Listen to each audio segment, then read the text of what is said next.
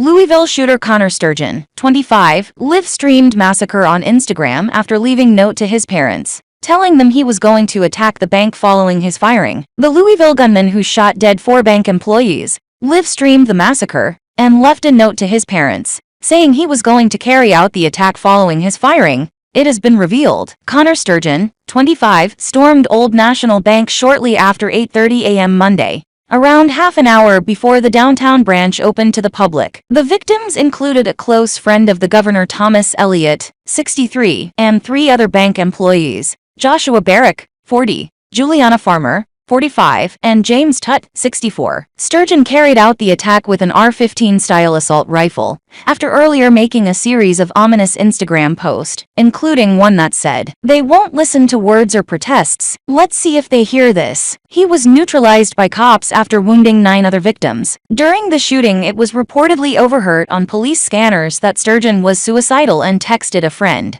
that he would shoot up the bank. Police confirmed to CNN that Sturgeon had been informed he was going to be fired, and that he had left his parents a note, indicating he was going to attack the bank. The mass shooting was America's 146th in 2023, more than the number of days this year, and came just weeks after the school shooting in Nashville, just 3 hours' drive from Louisville. Joe Biden later blamed Republicans for failing to crack down on the epidemic of gun violence. How many more Americans must die before Republicans in Congress will act to protect our communities? The president said, "It's long past time that we require safe storage of firearms, require background checks for all gun sales, eliminate gun manufacturers' immunity from liability. We can and must do these things now." Sturgeon had a middle-class upbringing in Floyd's Knob, Indiana, where at 6'4" he was a star basketball player at Floyd Central High School. His father, Todd, served as a coach and resigned from the school in 2022, stating he wanted to spend more time with his family. Friends today said they would never have expected Sturgeon capable of carrying out such an attack. Another suggested that a series of concussions that he suffered in his school sporting career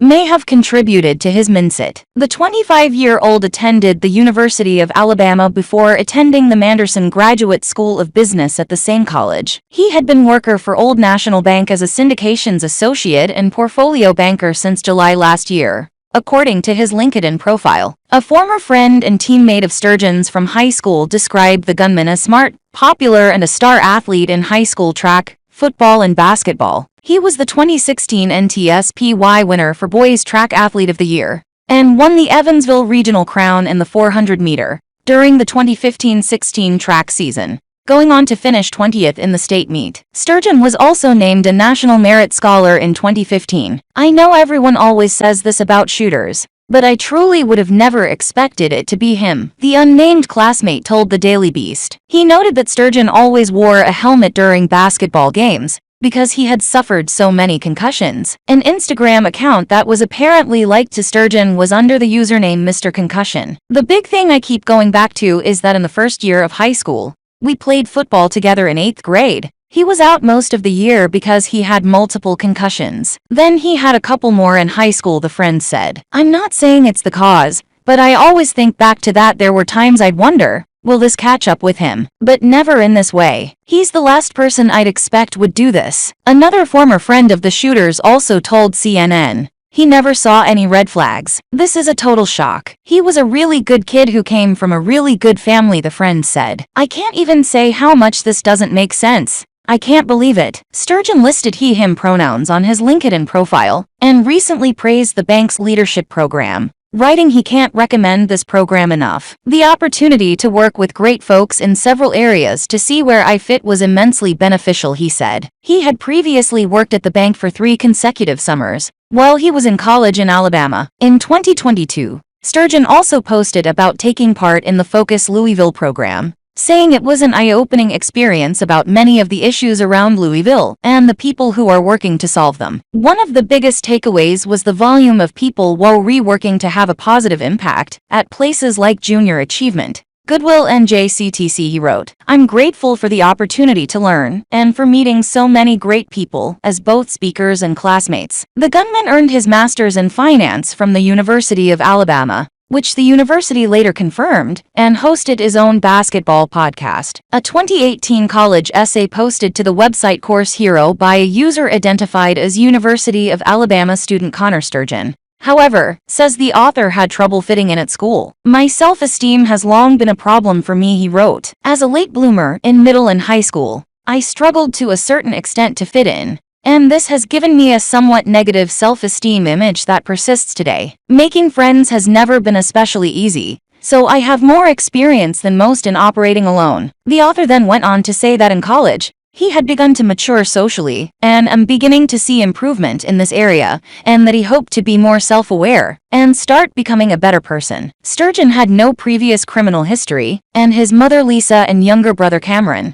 were said to have approached police at the scene outside the bank to confirm his identity. Louisville Metro Police said they arrived at the 300 block of East Main Street within 3 minutes of the gunman opening fire, and found him still spraying bullets when they arrived. Videos of the shooting posted online showed officers at the scene running out into the street during rush hour traffic on Monday, and warning drivers to get out of the car, because there is an active shooter. At least 3 gunshots could be heard in the footage. Officers were later spotted outside Sturgeon's $200,000 two-bedroom home in the city's Camp Taylor neighborhood. There was yellow crime scene tape, and officers appeared to be conducting an investigation. Witnesses have said that the alleged shooter was carrying a long assault rifle when he fired multiple shots near the conference room at the bank. "He just started firing," an unnamed employee told WAZ. "I didn't see his face. We were in the conference room. Whoever was next to me got shot. Their blood's on me," he added. Another witness said they heard multiple gunshots, as well as breaking glass coming from the bank after she dropped her son off at his job. "I had just dropped my son off at work on River Road," an unnamed witness told WDRB. "I was at the stoplight, and the first thing that I saw, there was a guy across the street of the intersection, and he was lying down at the entrance to a hotel. At first," she said, she thought the man was just out for a jog, but then she noticed he was on the steps and not the sidewalk. That is when she said she heard gunfire, with video from the scene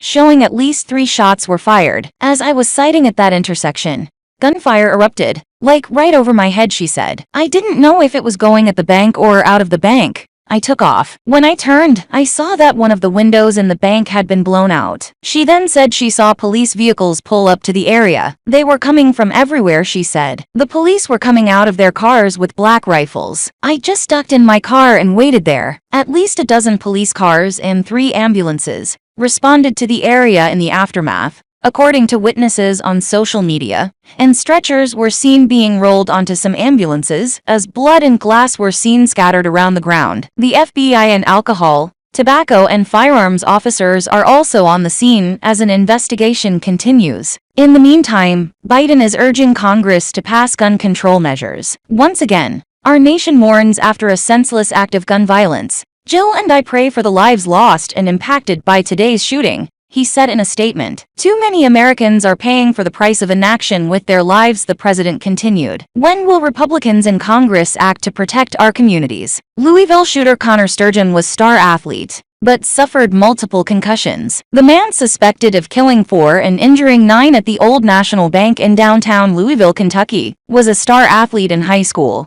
who allegedly suffered so many concussions he wore a helmet at basketball games. Police identified the gunman as Connor Sturgeon, 23, an employee at the bank who live-streamed his rampage on Instagram before police shot him dead on Monday. Back when he was a freshman at the Floyd Central High School in Floyd's Knobs, Indiana, Sturgeon was an all-round athlete, playing basketball, football, and running track, as his father was the head coach of the team. A former classmate told the Daily Beast Sturgeon was known as Mr. Floyd Central. However, the classmate, who asked to remain anonymous, noted Sturgeon oddly wore a helmet while playing basketball due to multiple concussions he suffered while playing football. "We played football together in 8th grade. He was out most of the year because he had multiple concussions," he said. Then he had a couple more in high school. A photo from Sturgeon's junior year with the Floyd Central High School basketball team showed him wearing a helmet at a game where he scored nearly half the team's points. The classmate said he couldn't help but think about Sturgeon's high school injuries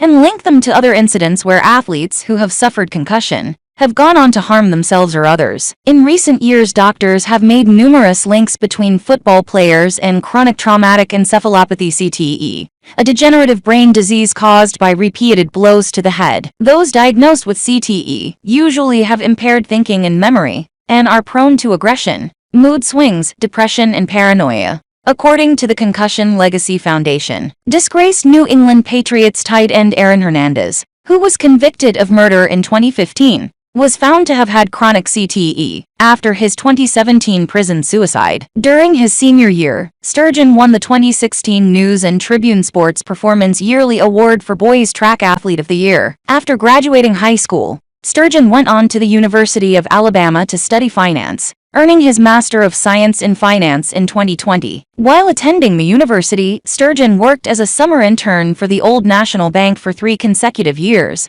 eventually joining as a commercial development professional in 2021, and a full-time associate and portfolio banker last year, according to his LinkedIn account. While his Instagram account where he filmed the shooting has been taken down, screen grabs shared by local reporters show Sturgeon appearing unsteady in the hours leading up to the shooting. His alleged final posts, which couldn't immediately be verified by the Post, included meme photos with the captions, "I know what I have to do, but I don't know if I have the strength to do it, and I could burn this whole place down." His last post allegedly read, "They won't listen to words or protests. Let's see if they hear this." Police are still working to determine a motive for the deadly shooting, where the 4 victims were identified as high-ranking members of the Louisville bank branch. Sturgeon had learned he was about to be fired from the bank, according to CNN, who said he also left a note for his parents and a friend, explaining his intention to go and shoot up the bank. Among the victims was Tommy Elliott, 63, and Joshua Barrick,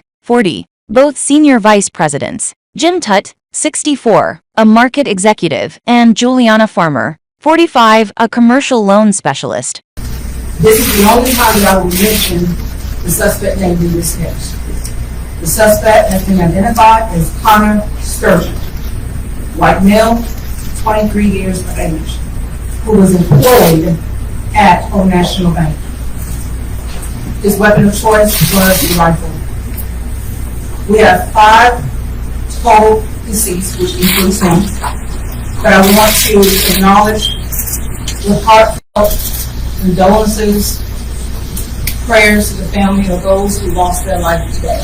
Everything we know about Louisville bank shooter Connor Sturgeon. A lone gunman stormed a bank in downtown Louisville, Kentucky, on Monday morning, killing 4 people and injuring 8 others, before dying in a confrontation with police. Officials later identified the suspect as Connor Sturgeon, 23. Sturgeon worked as a summer intern for the bank for 3 consecutive years, eventually joining as a commercial development professional in 2021 and a full-time associate and portfolio banker last year, according to his LinkedIn account. The Louisville Metro Police Department said Sturgeon entered the bank at 8:30 a.m. before it had opened to the public and started firing. Witnesses said they spotted Sturgeon with a long assault rifle, firing several shots in the first floor of the bank building. Ricky Riadas, a Louisville resident, told the Post that employees ran out to find shelter at nearby businesses. He said one of those employees allegedly knew Sturgeon. Employees inside the bank said they took shelter inside conference rooms and bathrooms as soon as they heard the gunfire. "The bathrooms on our floor have key code entry, so it was probably the safest place we could think of to hide," employee Tammy Madigan told the Daily Beast. "So the 6 of us went into the men's room, turned off all the sound on our phones, tried to be as quiet as we could." LMPD Deputy Chief Paul Humphrey said police arrived quickly, clearing the streets and confronting the gunman inside. He said the responding officers exchanged fire with the gunman. "Ultimately, that suspect did die at the scene," he said. "We are trying to confirm if that suspect did die of a self-inflicted gunshot wound